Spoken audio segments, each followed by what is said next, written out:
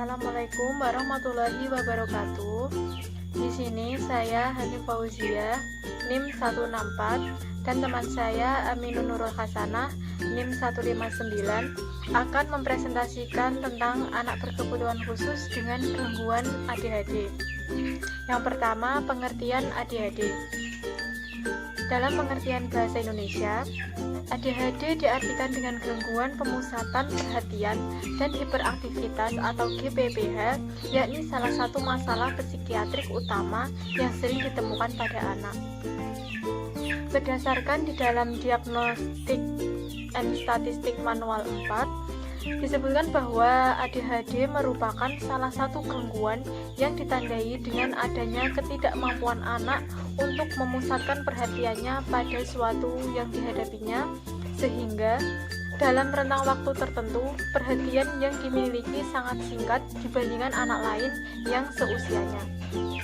ADHD atau Attention Deficit Hyperactivity Disorder merupakan salah satu gangguan neurologis psikososial yang berdampak pada masalah perhatian, kontrol diri, dan hiperaktivitas pada anak, sehingga kesulitan mengawali dan mempertahankan fokus atau respon terhadap suatu hal. Yang kedua yaitu gejala ADHD. Secara garis besar, gejala anak ADHD terdapat 3, yakni anatensi, impulsivitas, dan hiperaktivitas. Gejala hiperaktivitas anak ADHD antara lain: yang pertama, sering gelisah atau suka menggerakkan tangan, kaki, dan tubuhnya. Yang kedua, sering meninggalkan tempat duduknya. Yang ketiga, suka berlarian atau bahkan memanjat secara berlebihan.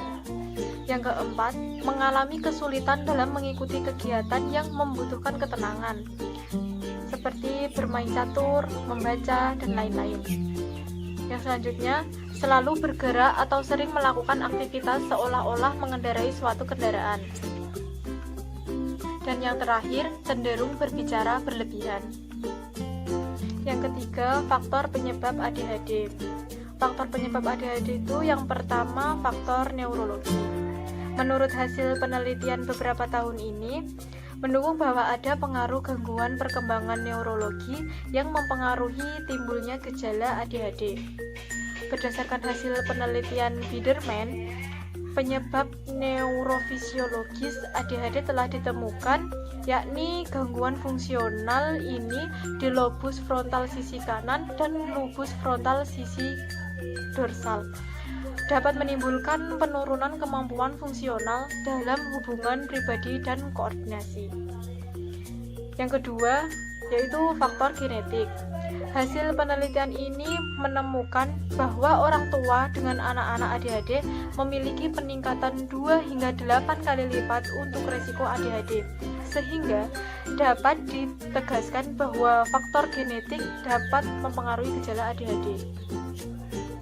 Kemudian saya akan melanjutkan pada faktor lingkungan. Faktor lingkungan pada aspek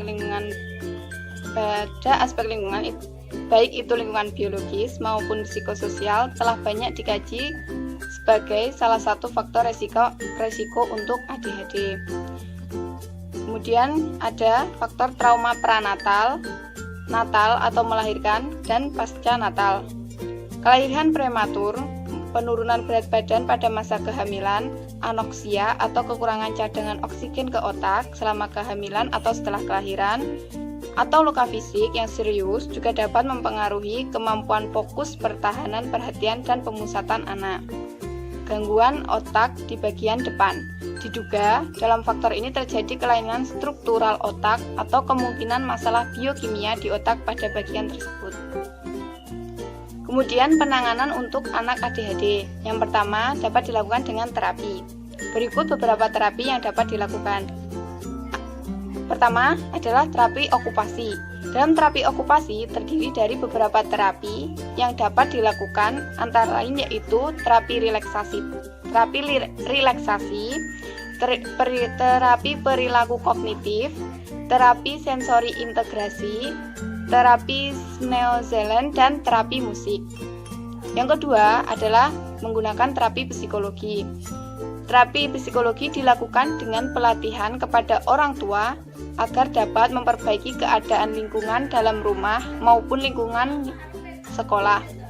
Tujuan dari dua intervensi ini adalah agar orang tua dan terapis dapat mempromosikan kompetensi sosial dan regulasi emosional anak-anak, meningkatkan perhatian, ketekunan, kemampuan menunggu, dan kepatuhan mereka dengan tugas dan permintaan, serta mengurangi masalah perilaku mereka.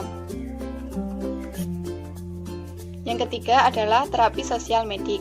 Terapi ini memiliki tujuan yang berkaitan dengan usaha pemecahan masalah dengan tujuan untuk pelayanan sosialisasi, pengembangan diri, pemberian bantuan, perlindungan sosial, dan pemberian informasi. Kemudian yang keempat adalah terapi perilaku. Dilakukan dengan cara pemberian penghargaan pada anak yang dapat menyelesaikan tugas dan memberikan hukuman pada anak yang melakukan tindakan yang tidak baik seperti contohnya memukul teman. Kemudian, penanganan yang kedua yang dapat dilakukan adalah dengan diet. Nutrisi dan diet memiliki peran dalam masalah penanganan ADHD pada anak-anak. Pada anak-anak yang memiliki kadar besi, seng, dan magnesium yang tinggi, akan mendapatkan dukungan untuk perbaikan yang dicapai dengan suplementasi gizi ini. Temuan saat ini menunjukkan bahwa kebiasaan diet tertentu mungkin dapat berperan dalam pengembangan ADHD, meskipun penelitian lebih lanjut diperlukan untuk menyelidiki dampak, sebab, dan akibat untuk menentukan apakah manipulasi makanan dapat membalikkan gejala ADHD dengan mempertimbangkan semua faktor potensial. Penanganan yang ketiga adalah menggunakan farmakologi. Pengobatan yang dianjurkan untuk menangani anak ADHD yang utama adalah pemakaian psikostimulan atau first line treatment.